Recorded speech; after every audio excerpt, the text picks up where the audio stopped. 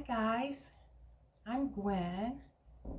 Thank you for tuning in to my channel, Diabetic Island Girl. I'll just tell you right up front, I'm so nervous right now because I have never done anything like this before. But living with diabetes for the past 18 years or so, it's time. So that's the reason that I created this channel, is so that I can share and help to inspire and to encourage as many people as I possibly can. Today, this is my first video, just giving you insight into my journey thus far. So in 2005, I found myself on the bathroom floor. I was conscious and aware of everything, but just very lightheaded, and I just wanted to lie there. But I was very hungry, and so I called to my husband, and I just said, "Baby, please go downstairs and get some milk and some crackers." So, of course, knowing what I know now, I should have asked for a juice box. But took a moment for that milk and crackers to work through my system. But once I got my bearings, I got on the phone with my primary care physician and went in, blood test, and came back that I was pre-diabetic. So pre-diabetic, I didn't take it very serious. I should have, but I actually just continued to not get enough physical activity. I was not really taking care for what I was putting in my body as far as nutrition. And also, so nothing was hurting. Nothing was hurting me. I did have that one incident where, on the floor, lightheaded and hungry. But other than that, I didn't have anything. So I didn't take it very serious. So then when I went back for a checkup, a couple of years later, now I'm diagnosed with type 2 diabetes. So that did get my attention. So I did begin to get more physical activity. I was more careful about nutrition, and it was actually going pretty well. One thing that I noticed is that when I would exercise or just go for a walk or work in the garden, sweeping the floor, just anything, it would really help me to keep my blood sugars in a normal range. But for a little stretch there, it just didn't work. I just wouldn't go down. So I booked an appointment with an endocrinologist per my primary physician's recommendation. And so I was diagnosed with type 1.5. So she said, you're not completely a type 1, you're 1.5. But it still meant that I needed to start insulin therapy. So I didn't want to do that. I didn't want to use any insulin. It was pretty frightening to me, just because I had heard so many things about it. And People would say to me, while they knew I was type 2, and so the comments were just like, well, be very careful, because you don't want to get to a point where, you have to take insulin. You don't want to have anything to do with insulin. So while I was in the doctor's office, and she was giving me instructions on how to use a Novolog Flex Pen, fast-acting insulin for meal times, I didn't want to give myself a shot. She wanted me to do it. She said, take it. You need to learn, how to do this. Take it, or you're going to end up in the hospital. Because at that point, my A1C was pretty high, somewhere around the range of 11. So yes, I was headed that way, ending up in the hospital if I didn't take the insulin. So if your body's no longer making insulin, you need it, take it, or you're looking at some serious complications. That's what I had to keep speaking to myself. So at this point, people are just very curious and have questions for me about taking insulin, and some were helpful. Some brought me more fear, but they're just curious and want to know, well, how did this happen? Where did this come from? And so, all I could say is that I had an attack on my autoimmune system, and my pancreas is no longer helping me the way that it's designed to. And so I need insulin to live. So, but some funny things were like, well, do you think it was because you were drinking too much Crystal Light lemonade? So pretty funny, right? And, so on and on, some different things. But it was going, pretty well. My A1C was starting to come down and get, not 7 or below yet, but getting there. But around 2009, and let me just say, I was taking just very, very little of the Novolog insulin. But as the months went on, I started needing to take a little bit more and a little bit more. So yeah, something was definitely going on in there in my body.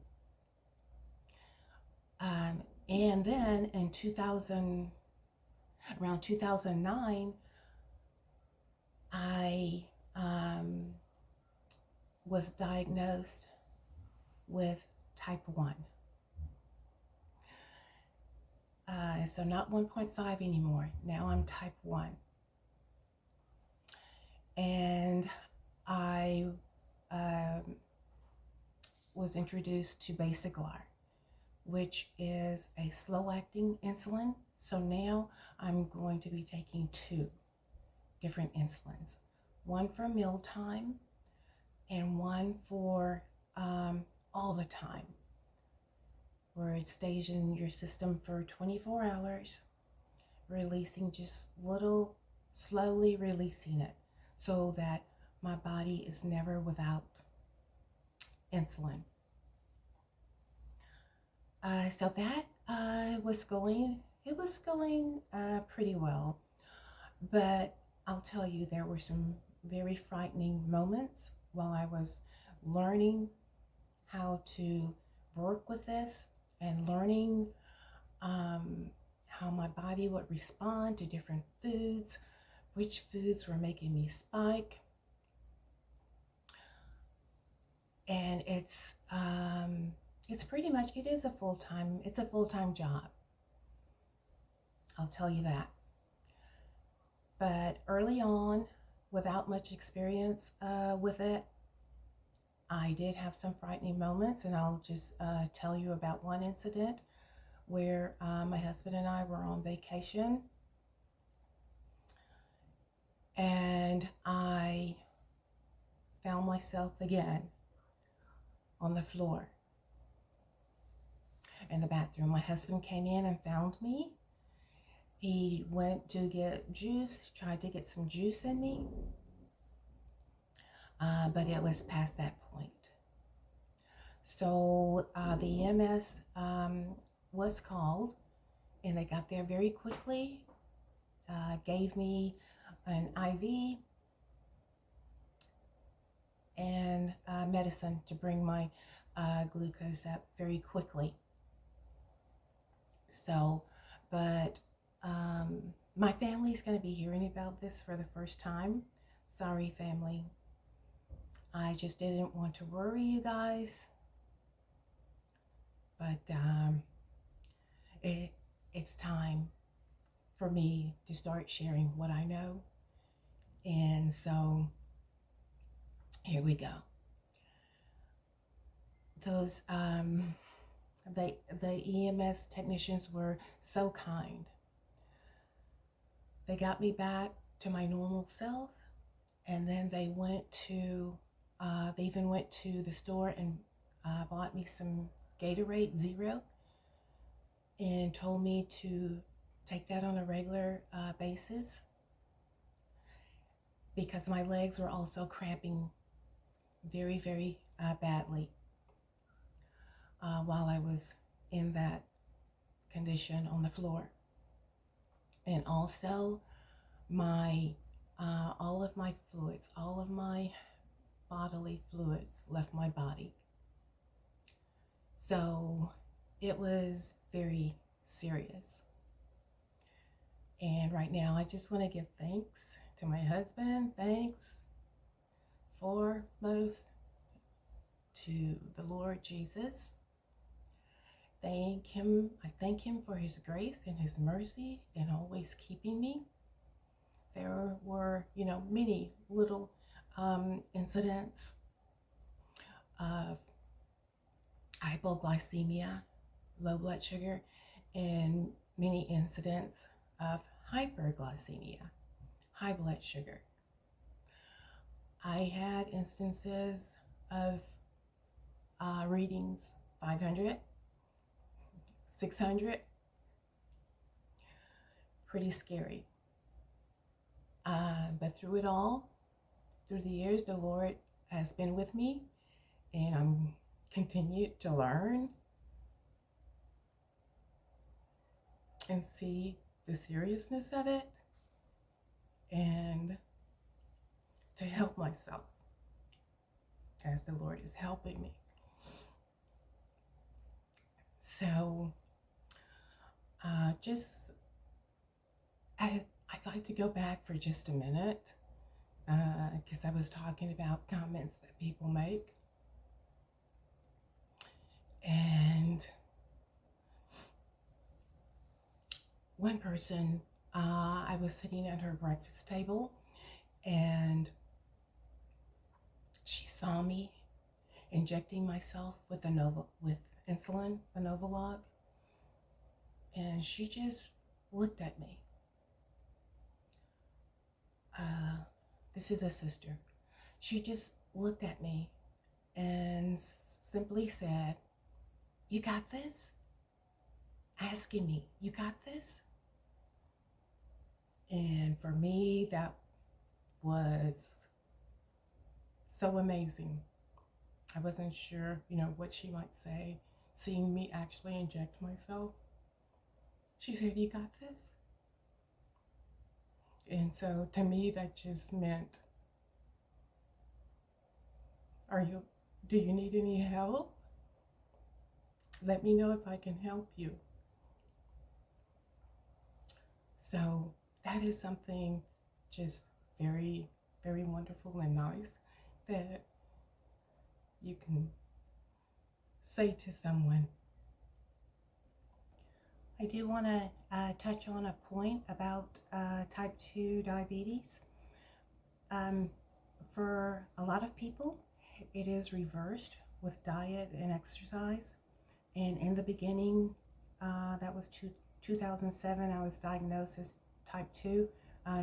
My doctor told me that I could reverse it with diet and exercise. But even though I was doing those things, being careful for those things, and also I was taking metformin, it didn't work for me. So and that's because something else was going on in my body. My autoimmune system was being attacked. And so just want to let you know symptoms at that time, and when I was having that real high A1C during that time, I was very, very thirsty all the time. I had frequent urination, and also I had unexplained weight loss. So if you or someone or having some symptoms like that, it's a good idea to go ahead and get yourself to the doctor and just check it out. So like I said in the beginning, this is a full-time job and not easy. So many times I just would like to just sit down at the table and just start eating, but that's not how it works. I first have to check my numbers. I have to look at my food, see how many carbs I'm eating. Okay, and then I need to give myself that much insulin. Your doctor gives you a ratio of insulin to carbs. And so that's how you figure out how much insulin you're going to take. So you have to do all of that before you can start eating and kind of let it sink in for a minute. But not easy, but we can do this. And let me just say, there's so much out there now to help us. And I decided to go ahead and, get some of these helpful devices that are out now. So let me see, I'll just stand up and so that you can see what's going on underneath. So I have the Dexcom continuous glucose monitoring, and this one is the Omnipod 5. So it is an insulin delivery system. They work together with my smartphone, and I'm going to do a video. That's going to be my next video. So I will do that. So and let you know what I think about these devices. So I plan to do videos every Wednesday. Yeah, every Wednesday I'll have something new out there for you that will hopefully be a great help to you. And thank you for helping me. I really want this to be a two-way. If you have things that you do and how-tos that make a great difference in your diabetic life, please post and let us know about those things. And you help me, I help you, we all help each other. And I do have a question for you. You got this? Yeah, you got this. Okay, friend, we'll see you on Wednesday.